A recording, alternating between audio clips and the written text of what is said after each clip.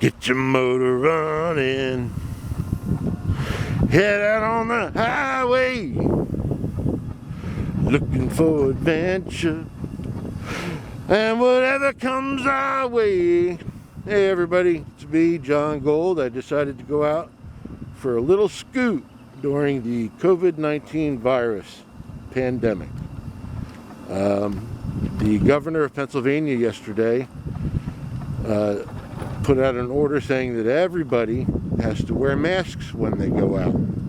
So I tried to get masks online, and the earliest that I can get one was May 25th. So I'm out here today. Hopefully you can see me. I'm wearing my old bandana, the one I got on Tour de Peace. And yesterday I decided I was going to send out a couple of bandanas to people who might need them. I'm not a sewing expert. I don't know how to do anything with a sewing machine. And it felt good. You know, I felt like I was useful for a change. Since my accident, I can't really go anywhere, so you know, it gets down to feeling you know, useless sometimes. But anyway, so here I am. Here's the water, the little river or creek, I guess. No, I guess river. The Schuylkill. I'm guessing. Anyway, not many people out. It's warm, reasonably warm.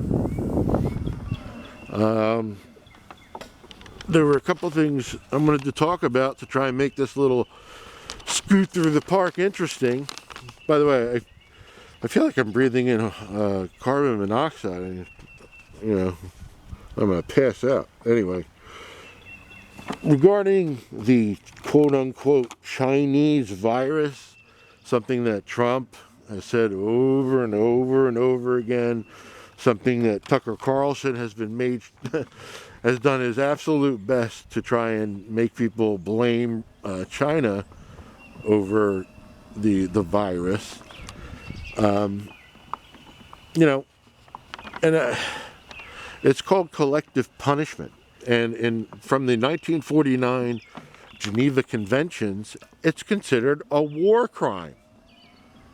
So, you know, not only is it racist, and God damn it, you know, we've had the hatred against Muslims in this country, which went over to people like the Sikh and so forth.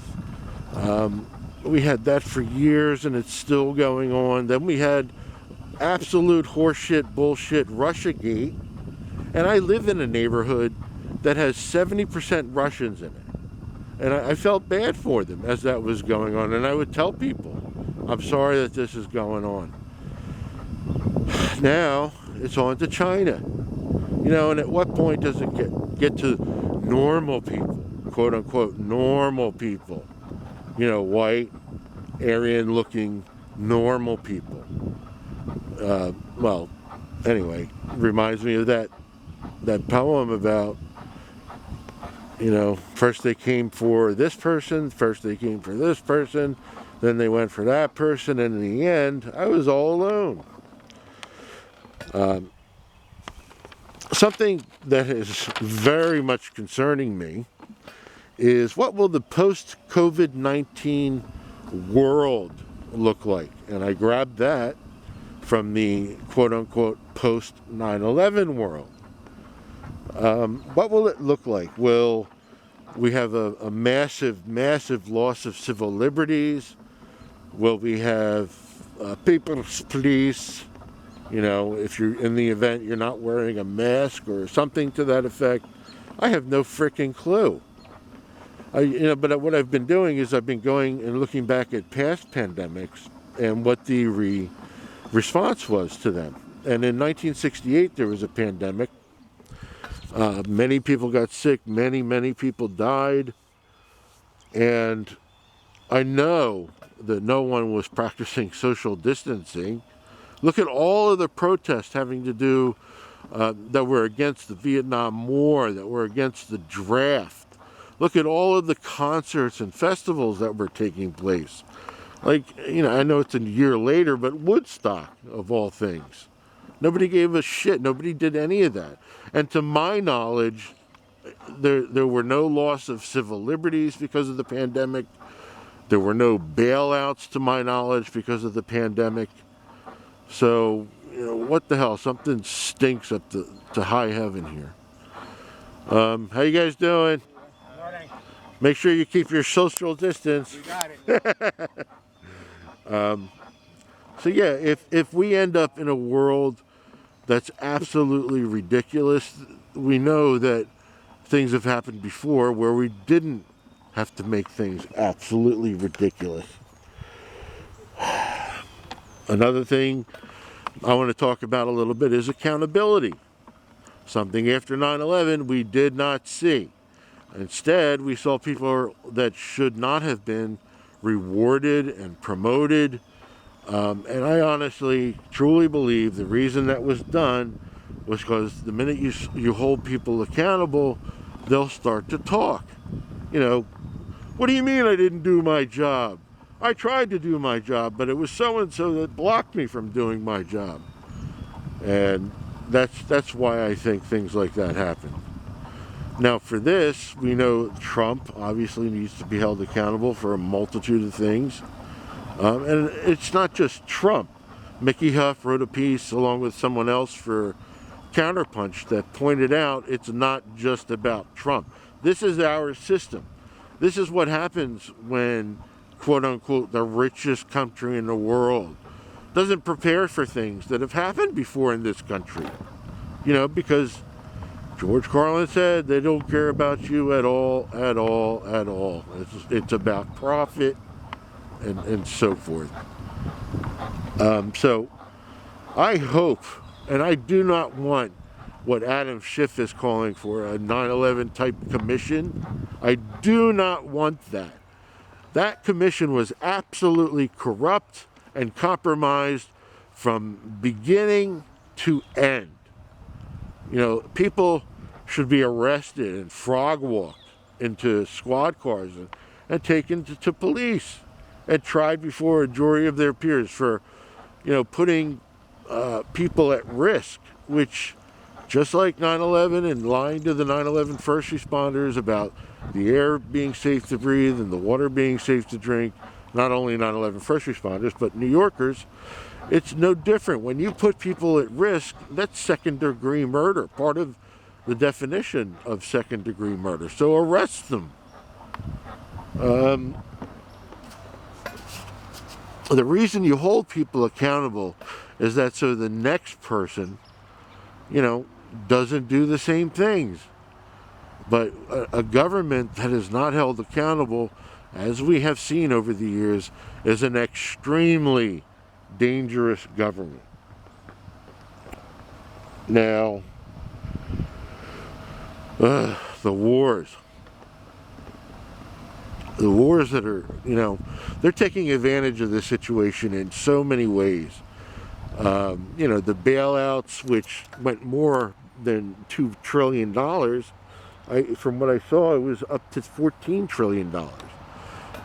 And by the way, whenever you hear somebody say, how can we afford it regarding Medicare for all, point to that and say, that's how. We print money out of thin air. The wars, they're ramping up things against Venezuela. They just put out a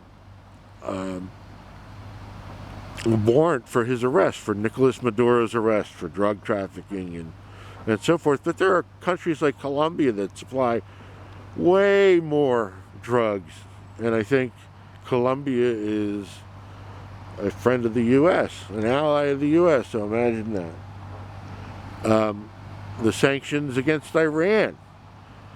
God damn it. We've been covertly and overtly having a war against Iran in proxies and in other ways for a very, very long time. Sorry, I'm just taking a break. I like that bridge over there. We've been fighting against them for a long, long time. Look, I think my camera stopped, so now I'm recording again. I was talking about China. Where is this going to go with China? Are we going to end up with a war with China? Will there be a nuclear war with China? If we have a man against man war, it would be like trying to stop a wave with a broomstick. And I'm not being funny. And it would just be so freaking unnecessary, because it's not the quote-unquote Chinese virus. I don't know exactly what it is.